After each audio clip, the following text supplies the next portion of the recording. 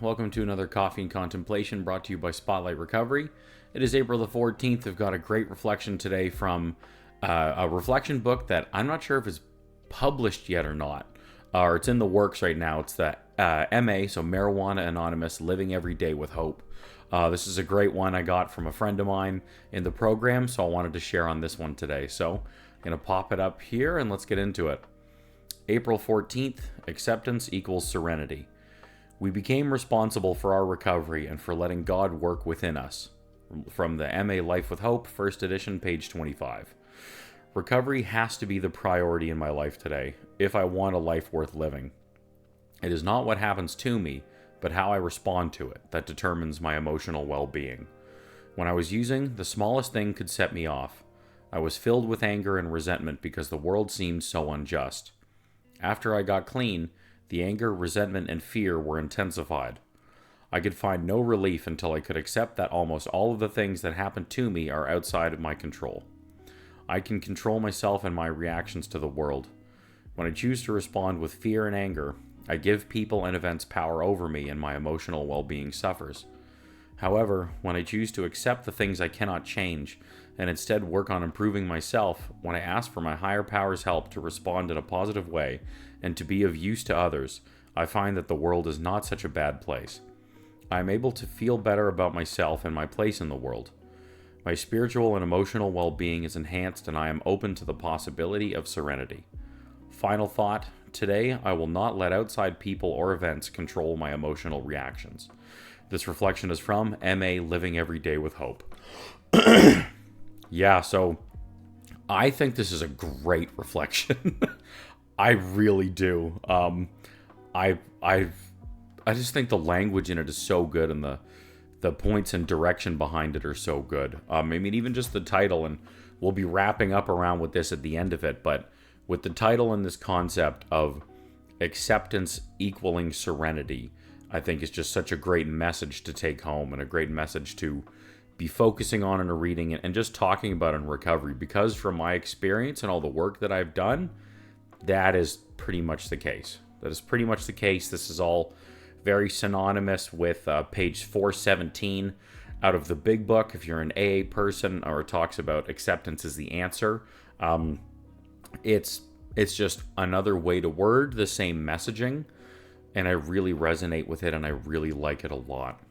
And also just to these main two words in these topics, both acceptance and serenity are hugely talked about in recovery, especially like in 12-step groups and rooms.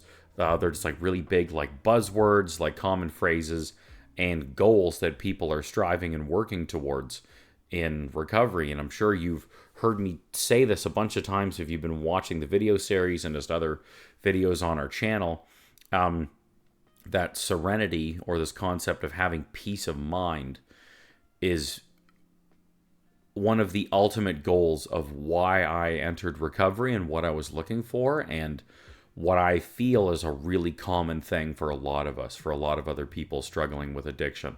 That definitely is a very common goal. And through our work and experience and teachings and everything, one of the most direct ways to get there and to achieve that is acceptance. And it talks about that in the reading a little bit more. So let's break this down a little, and we're going to get into that too. So just the first line here, the quote, we became responsible.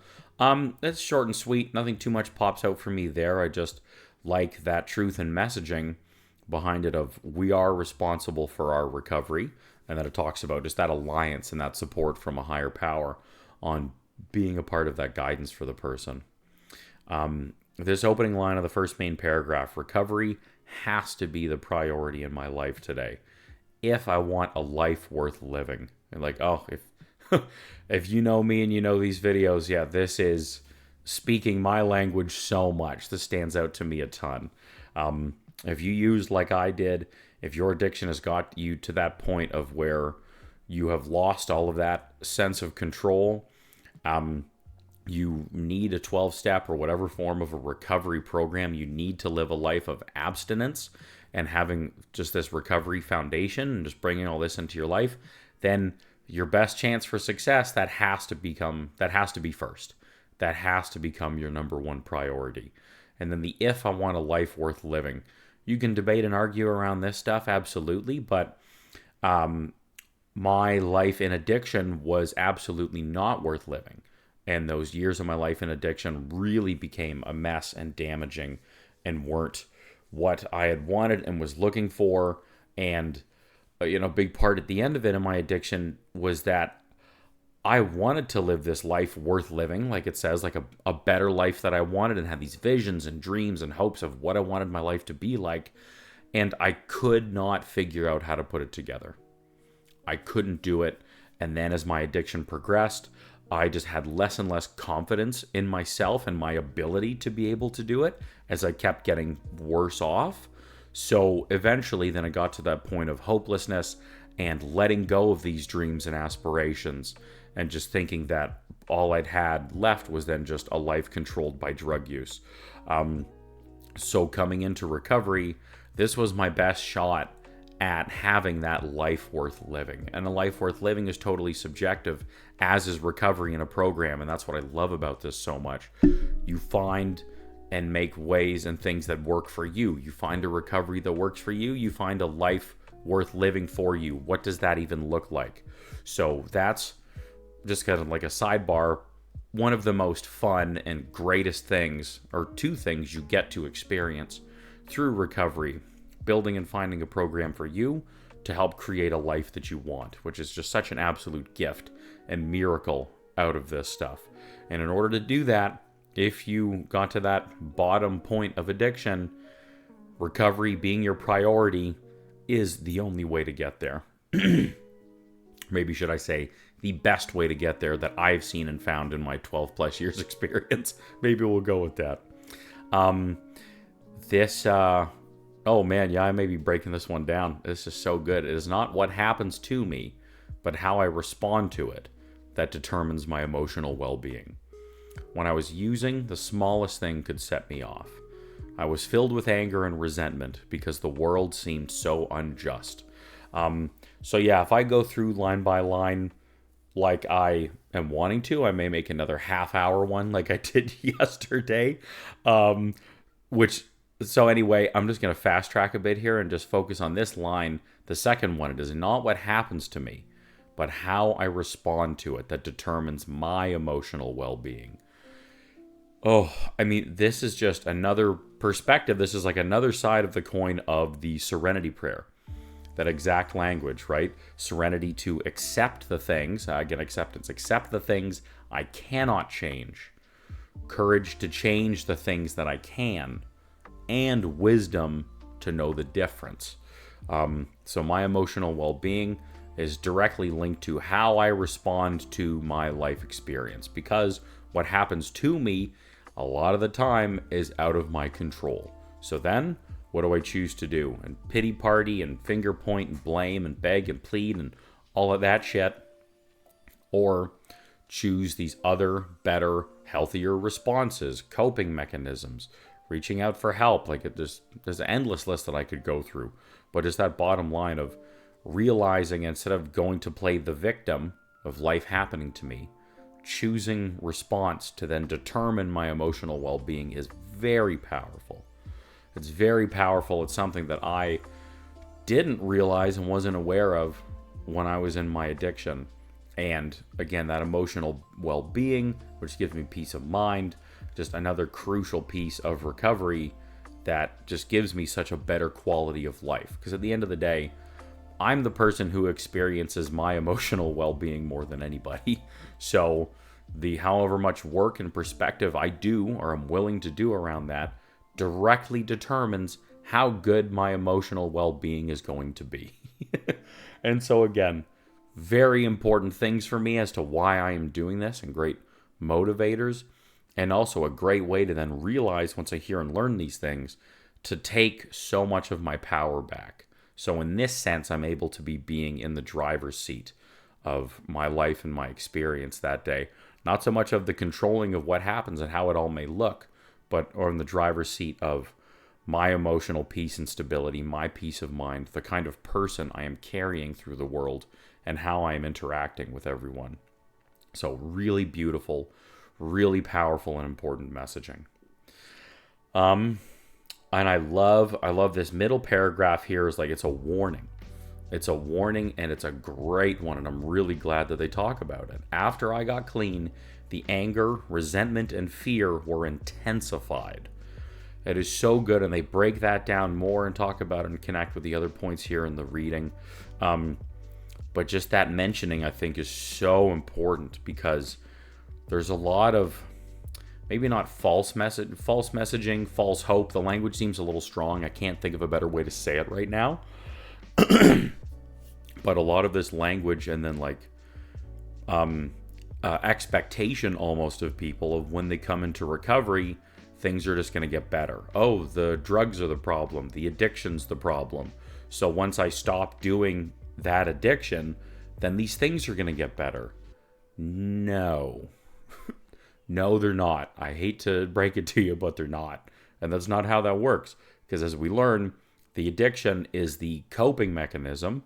That is the symptom of the real issues, which are what lie within us. Having an incurable disease that is hardwired into our brain, plus all the life experience now, plus all the trauma and all the emotional, whatever the fuck we all go through, because we all have our baggage and our own story. That's where the work really needs to take place. So coming in recovery will not make that better automatically or immediately.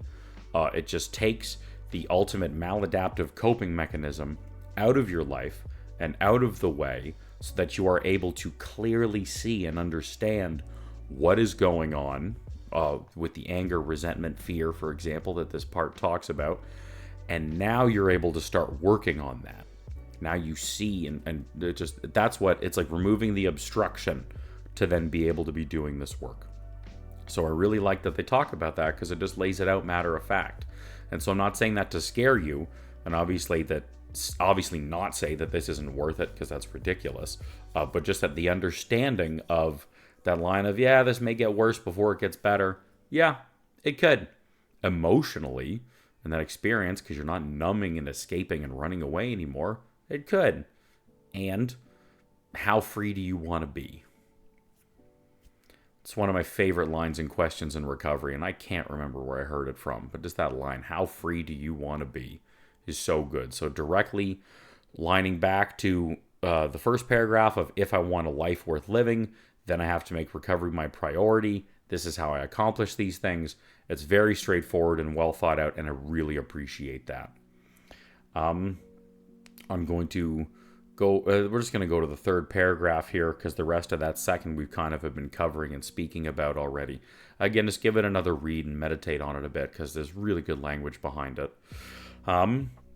Last paragraph here. However, when I choose to accept the things I cannot change and instead work on improving myself, when I ask for my higher power's help to respond in a positive way and to be of use to others, I find that the world is not such a bad place. Oh, it's so beautiful. And they follow up with that a little bit more, which is really nice. And they summarize the rest of these points from the reflection really well. But I just really like that and really like that language. Because in my opinion, and from my experience, this is all very much true. Very much. So it mentions and talks about those points we were mentioning with the Serenity prayer, accepting the things I cannot change. And instead, again, recovery is an inside job. So it's not the addiction is the issue, it's all these things within me plus my hardwired disease. These are the issues. Therefore, and instead, work on improving myself. That's where the real work needs to come in instead. And I like this, how they say it, when I ask for my higher power's help to respond in a positive way. So it's not reliance on God. It's not, God, take this away from me. You fix it. You did this to me, all of that garbage. It's just, hey, I'm going to do this inner work because I'm sick of feeling this way and I want to be rid of it and feel better. But I don't know entirely how to do that all myself. So if you could help me, give me some guidance, give me some support, direction, I would super appreciate it, God. Okay, thanks. Awesome. Bye. Also, that's like what half of my prayers sound like. But yeah, just that language around it is really, really great. Looking for that guidance, a very healthy, direct connection to the concept of a higher power through a 12-step program, which I know is very hard for a lot of us, as well as myself. But it's just another good. It's a good way to incorporate that into an actionable piece of this is how it can work. Here's a direct way of why it's such an important part of 12-step programs, why people talk about it, how it can help you. And it's just that good reminder, as well as this isn't all on you, right? All this weight isn't on your shoulders. Like, yes, this may be your disease, your life history, your inner work, and you don't have to do it alone. That's another great reminder, because as addicts, so many of us felt and lived so alone through our addiction for some of us, like for so long. And so we obviously then also have this neural pathway hardwired and really carved out in our brain of, nope, it's up to me, I'm alone, I got to do this, I got to figure it out. No, you don't.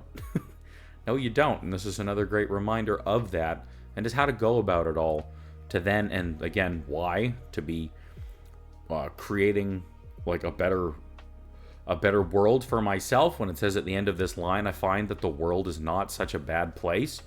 The world is just very much of what you make it in a lot of ways, because you have your life experience through it. So then what's your emotional response through this? What's that cognitive response through it all? Like, it's scary how powerful our brains are, actually, where we're at the point where we can pretty much create our own reality. Like, it's funny, so much hype right now about like VR, like virtual reality gaming and stuff. It's like, we kind of actually live in one of those.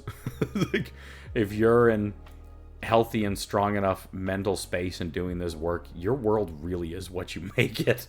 So anyway, that's like a podcast episode, multiple ones that I'll get into someday. So keep an eye out for those too. But there's just a little nugget I want to throw out there.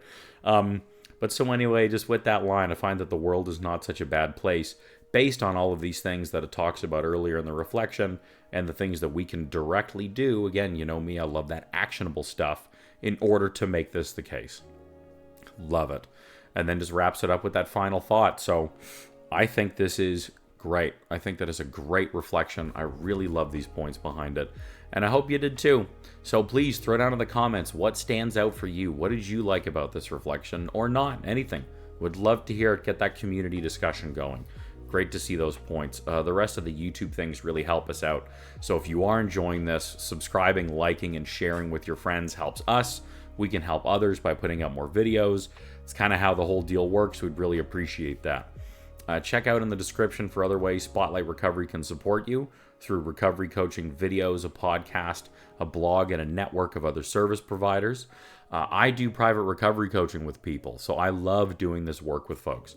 So if you're hearing a bunch of these things from the video and feel like you're kind of getting some of them, but not all of it entirely, or feel like this is a foreign language to you, but you really want a part of this in your life, then reach out to me. Contact info's in the description.